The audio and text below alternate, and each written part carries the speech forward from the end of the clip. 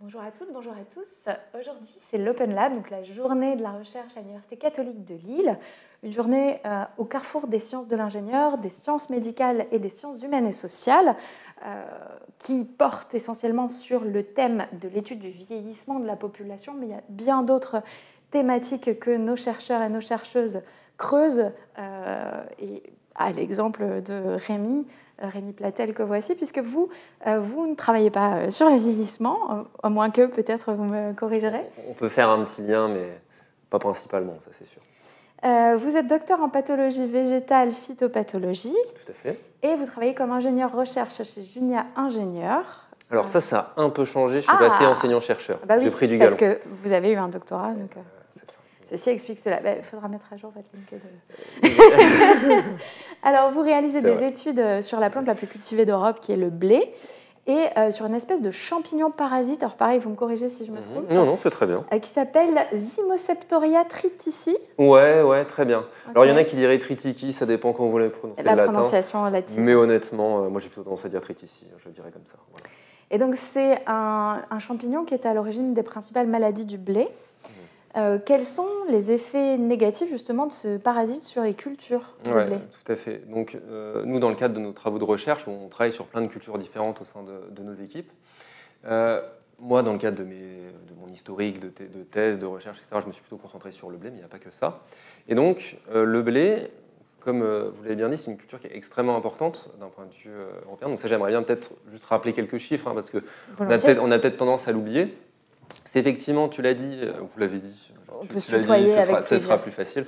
La première culture en termes de surface cultivée en France et en Europe. Donc en Europe, on parle quand même de 24 millions de mètres carrés en termes de superficie, donc c'est vraiment pas négligeable. Et c'est la deuxième plante la plus produite dans le monde, la plus produite et consommée, derrière le maïs. Alors, parfois, de temps en temps, ça se tire la bourre avec le riz, mais généralement, c'est quand même la numéro 2, on va dire. Et là, on parle quand même d'une production annuelle mondiale qui est quand même autour de 750 millions de tonnes en général. Donc on se rend bien compte que si jamais il y a des maladies qui viennent infecter trop sérieusement le rendement, ou la qualité du grain, etc., ça va poser des problèmes. Il y a de vrais enjeux. C'est ça. Puis on rappelle aussi, peut-être un peu d'histoire, qu'il y a eu beaucoup de moments politiques forts, d'émeutes, de la faim, de choses comme ça, qui sont aussi le résultat d'un problème de production de blé. Là, on peut revenir jusqu'à la Révolution française, où il y a eu un problème aussi, c'est une année compliquée, problème de production de blé, ça a causé pas mal de problèmes économiques, pas mal de problèmes au niveau de famine, et donc ça a fait aussi émerger des mouvements sociaux extrêmement forts. Puis même dans l'Empire romain, il y a eu des problèmes, c'est pour ça qu'il y avait de la gestion de l'Égypte, des sujets passionnants, mais qui ne sont pas les miens, ça je laisse les historiens parler de ça. Mais j'allais dire, c'est super intéressant de voir aussi qu'un scientifique en sciences appliquées s'intéresse aussi à toute cette dimension historienne, etc. C'est tout à fait lié. Et donc si on revient sur les pathogènes, donc effectivement, il y a plusieurs pathogènes qui peuvent affecter le blé, ou des insectes, mais là, moi je me concentre plus sur les agents pathogènes, donc c'est tout ce qui est micro-organismes. Donc, comme micro-organismes, on peut avoir des rouilles qui vont faire des taches un peu couleur rouille, quoi, un peu rougeâtre, un peu orangeâtre. On va avoir d'autres maladies comme de l'oïdium. On peut avoir aussi... donc ça, c'est des blanc. Voilà, exactement.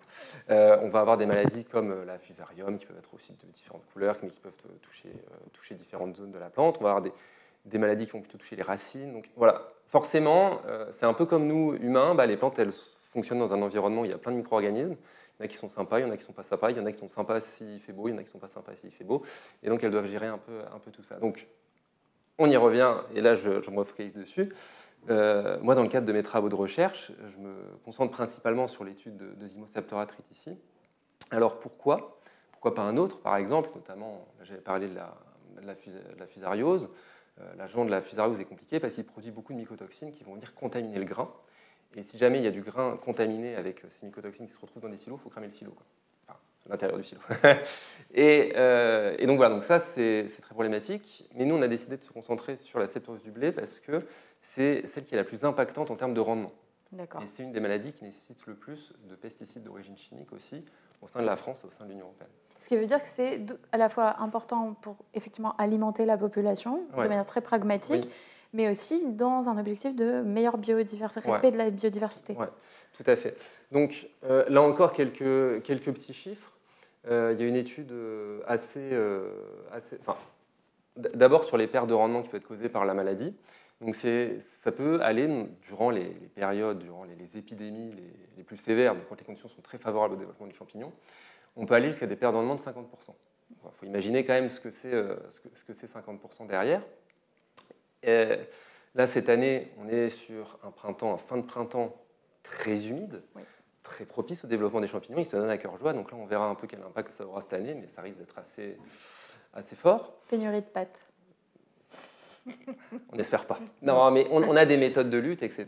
Mais donc, pour faire face à ces champignons, pour l'instant, la méthode de lutte principale, c'est le recours aux pesticides, aux fongicides d'origine chimique. Il y a d'autres stratégies qui existent. Il y a les sélectionneurs qui font un super travail pour améliorer les résistances qualitatives et quantitatives des variétés, pour qu'elles soient plus résistantes vis-à-vis de la maladie. Ça existe.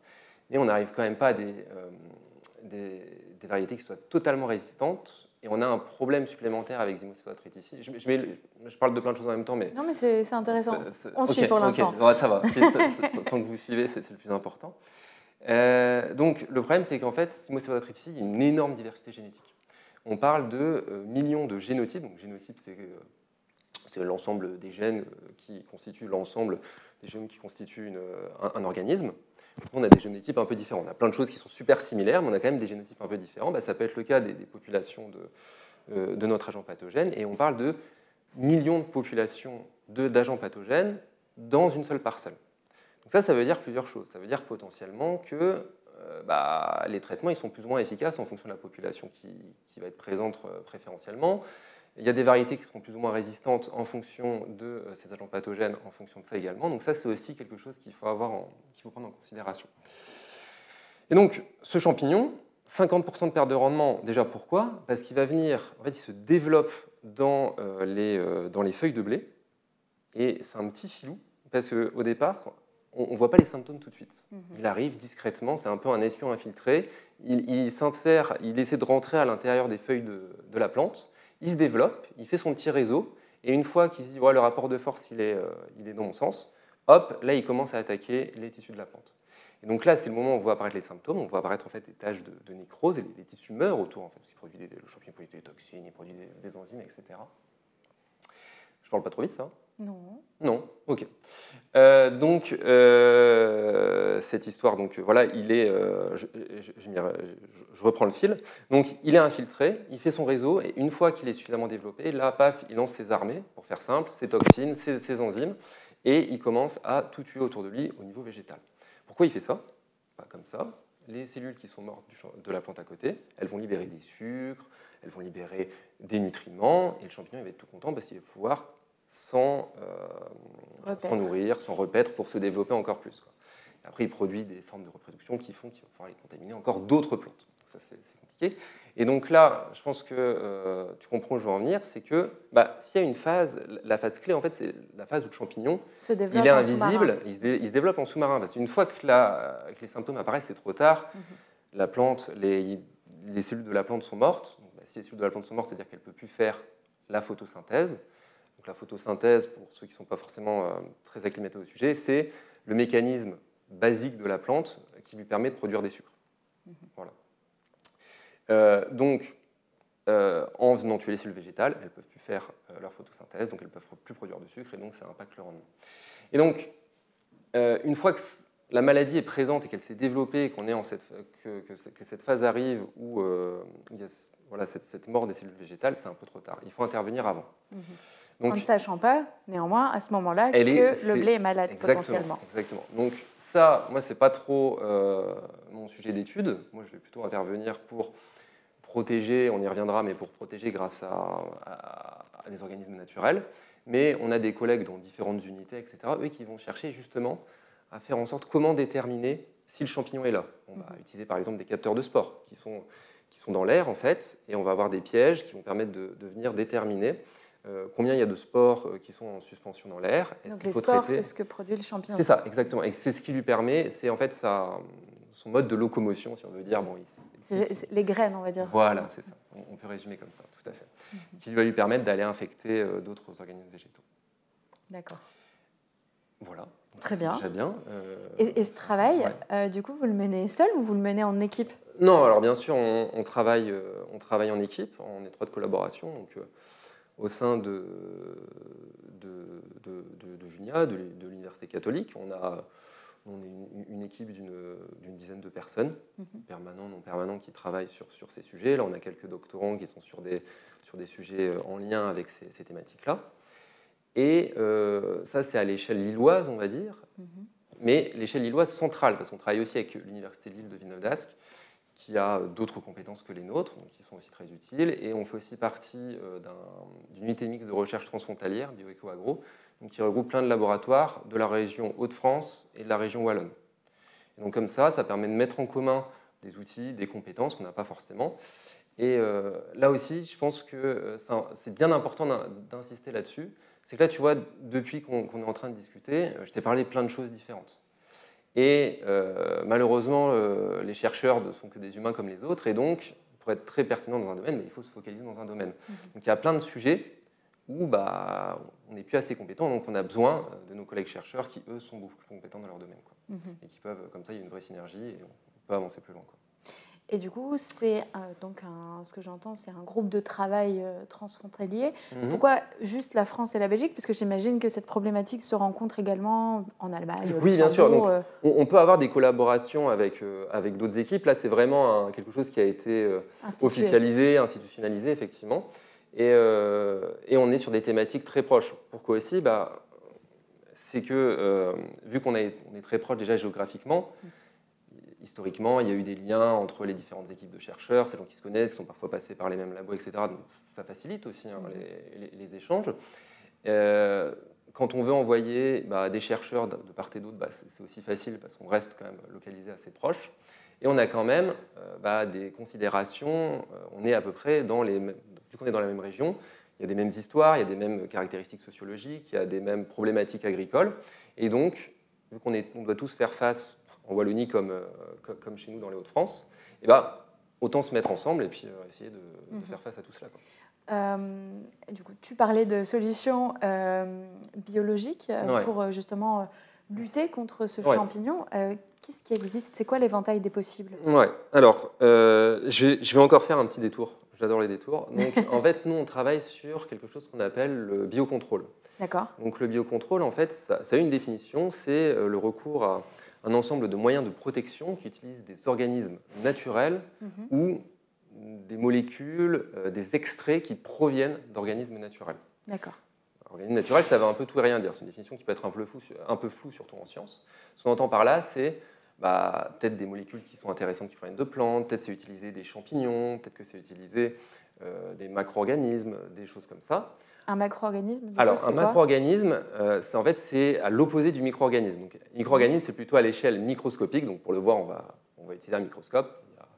Les virus, on doit aller encore chercher, c'est plutôt à l'échelle nanométrique. Et nous, on est plutôt à l'échelle métrique.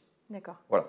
Donc, macroscopique, c'est des organismes un peu plus grands. Si tu veux, un exemple de biocontrôle pour te donner une image qui fonctionne bien, qui est le plus classique finalement, c'est le recours aux coccinelles contre les pucerons. D'accord. Donc ça, je pense que ça parle un peu à tout le monde. Si jamais tu es jardinière, tu as plein de pucerons, tu es contente quand il y a des coccinelles qui arrivent, qui viennent manger les pucerons, etc. Donc ça, c'est un macro-organisme. On le voit à l'échelle visuelle, si tu veux. On n'a pas besoin d'un microscope pour le voir. Et il va mimer un comportement naturel, en fait, c'est de la prédation. Il va venir aller manger le puceron qui le dérange. Donc ça, c'est une catégorie de produits de biocontrôle, c'est l'utilisation de ces micro-organismes. Donc là, on parlait de relations de prédation, on peut avoir aussi des macro-organismes, d'autres insectes qui vont plutôt avoir des relations de parasites ou parasitoïdes. Ça, je vais expliquer un petit peu. C'est assez intéressant, je trouve, mais c'est un peu sale, mais intéressant en même temps. Donc, par exemple, c'est des petites sortes d'abeilles qui ont un dard, qui vont venir piquer avec leur dard au sein de l'organisme néfaste pour la plante et qui va lui pondre ses œufs directement à travers son thorax ou à travers l'organisme qui nuit à la plante.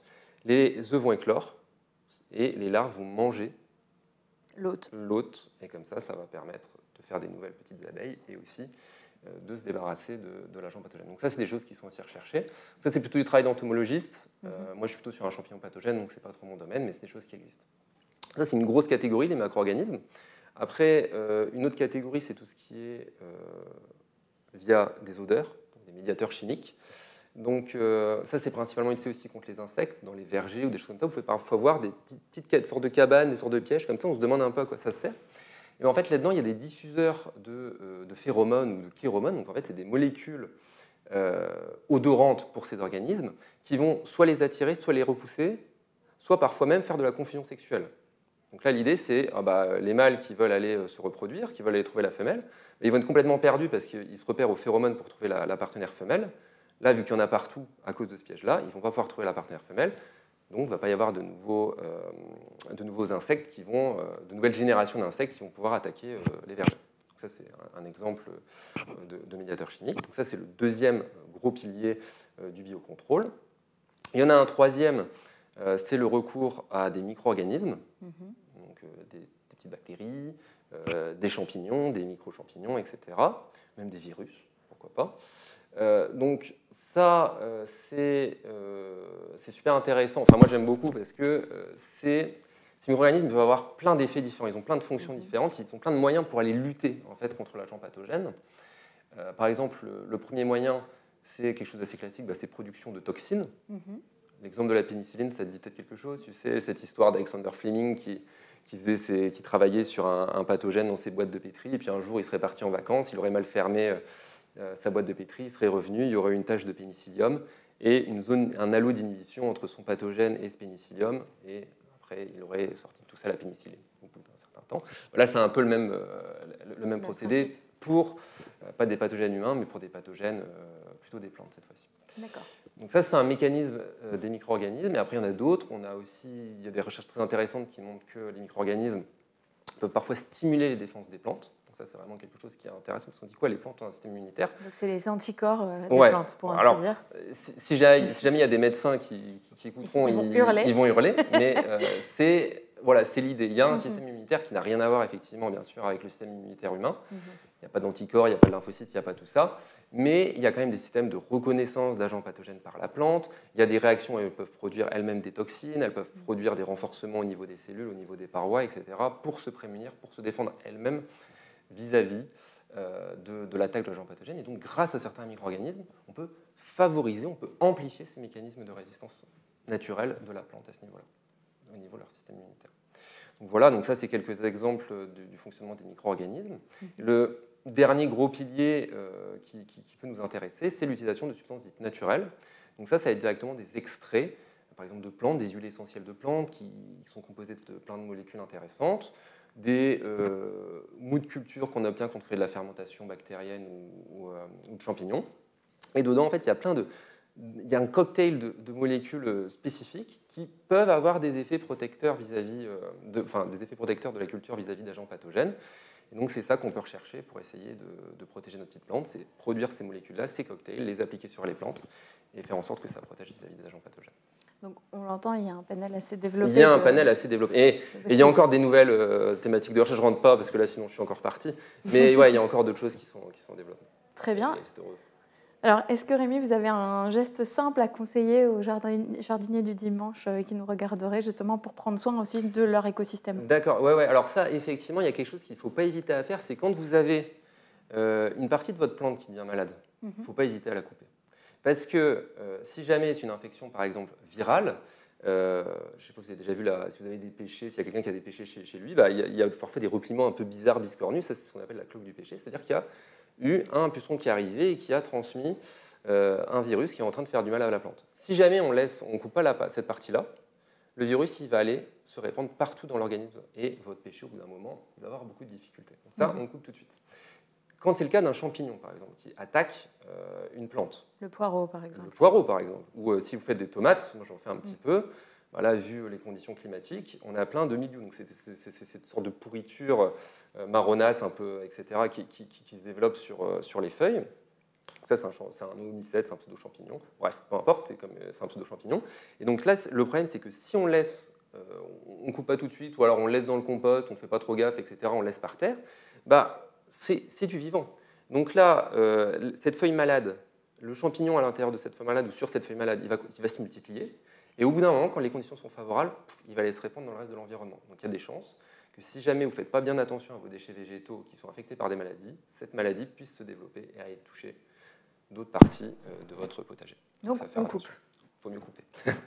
Eh bien, merci beaucoup Rémi Platel d'être passé sur ce plateau et puis donc de contribuer à cette immense tâche qui consiste à nourrir les Européens indirectement. À 15h30, nous, on va se retrouver pour le dernier rendez-vous, la dernière interview de la journée, qui sera consacrée au sujet des personnes âgées immigrées à l'épreuve de la crise de Covid-19. Donc à tout à l'heure. Merci.